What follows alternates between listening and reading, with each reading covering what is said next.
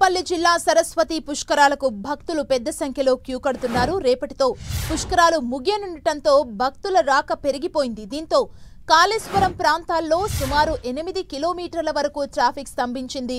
పుష్కరాల దగ్గర పార్కింగ్ స్థలం కేటాయించకపోవడంతో భక్తులు తీవ్ర ఇబ్బందులు పడుతున్నారు. మరోవైపు రేపటితో పుష్కరాలు ముగుస్తుండటంతో తెలుగు రాష్ట్రాలతో పాటు మహారాష్ట్ర, కర్ణాటక నుంచి కూడా భక్తులు తరలివస్తున్నారు.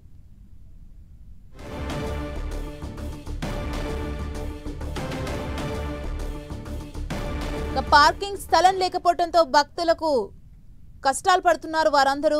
మరింత సమాచారాన్ని తెలుసుకుందాం. మా ప్రతినిధి సతీష్ మనకు అందిస్తారు. సతీష్, రేపటితో సరస్వతి పుష్కరాలు ముగుస్తున్న నేపథ్యంలో పెద్ద ఎత్తున అక్కడికి క్రౌడ్ వచ్చినట్లు తెలుస్తుంది, పార్కింగ్ ఇష్యూ ఉన్నట్లు తెలుస్తుంది. వారికి ప్రత్యామ్నాయ ఏర్పాట్లు ఏమైనా చేశారా?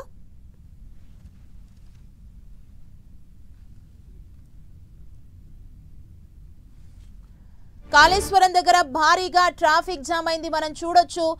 పెద్ద ఎత్తున క్రౌడ్ పెరిగిపోయింది. 8 కిలోమీటర్ల మేర వాహనాలన్నీ ఎక్కడికక్కడ నిలిచిపోయిన పరిస్థితి కనిపిస్తుంది. మహారాష్ట్ర, ఏపీ నుంచి వేలాదిగా మంది భక్తులు తరలి వస్తున్నారు.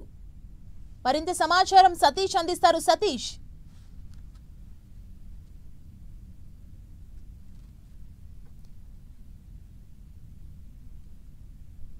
ఇక రేపటితో సరస్వతి పుష్కరాలు ముగుస్తున్నాయి కాబట్టి పెద్ద ఎత్తున పుష్కరాలకి ఒక్కరోజు టైం ఉండటంతో భక్తులు పోటెత్తారు. మనం చూడొచ్చు, వాహనాలకు పార్కింగ్ కి ఎలాంటి ఏర్పాట్లు చేయకపోవడంతో తీవ్ర ఇబ్బందులు పడుతున్నారు. కాళేశ్వరం దగ్గర భారీగా ట్రాఫిక్ జామ్ అయింది. 8 కిలోమీటర్ల మేర వాహనాలు నిలిచిపోయాయి.